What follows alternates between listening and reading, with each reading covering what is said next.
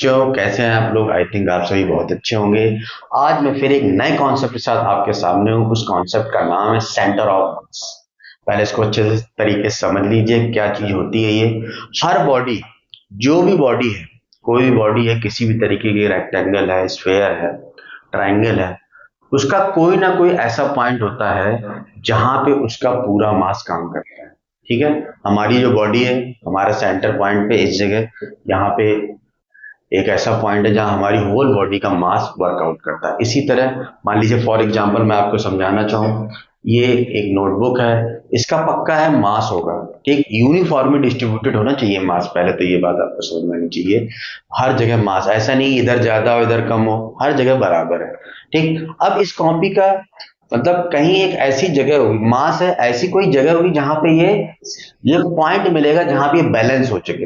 ये देखिए, इसको ढूंढेंगे, ये देखिए इस पॉइंट पे बैलेंस होगी। ठीक है, यही वो पॉइंट है जहां पे ये बॉडी का पूरा मास काम कर रहा है। इसी पॉइंट को हम लोग सेंटर ऑफ मास बोलते हैं। आई थिंक आपको शायद कुछ समझ में आया हो। हर रेक्टेंगल, अलग अलग शेप की जो बॉडी होती है, उसका अलग अलग सेंटर ऑफ पॉइंट होता है। ठीक, कुछ शेप्स मैं आपके सामने दिखा रहा हूं, इनका सेंटर ऑफ पॉइंट देखिए और समझिए। देखिए, पहला है ट्राइंगल। ठीक, ट्राइंगल का, और एक बात और आपको बताना है कहां से वो है पॉइंट, है ना। मतलब कोई पॉइंट यदि होगा तो कुछ कहीं से रेफरेंस पॉइंट तो आपको लेना होगा ना।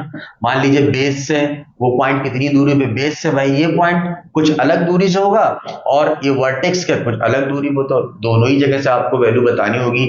इसका ट्राइंगल का सेंटर ऑफ मास h/3 पे होता है।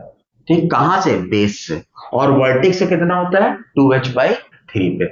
इसी तरह कोई स्फेयर है, उसका सेंटर ऑफ मास आपका बिल्कुल सेंटर पे होगा। ठीक, और इसी तरह से कोई रेक्टेंगल है, यदि उसका L लेंथ है और B विड्थ है, तो आपको मालूम है सेंटर पे उसका सेंटर ऑफ मास होगा, और उसके पॉइंट होंगे L/2, B/2।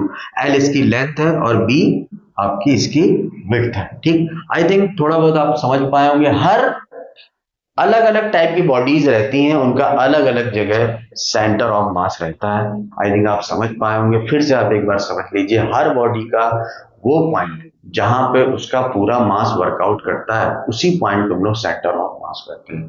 Total mass of the body is concentrated on at one point is called the centre of mass. I think आपको अच्छे समझ में आ गया होगा। यदि आपको बेहतर तरीके से समझ में आया हो तो प्लीज हमारे चैनल को आगे बढ़ाइए, सब्सक्राइब करिए, लाइक करिए और शेयर करिए। Thank you very much. आपको शायद अच्छा लगा।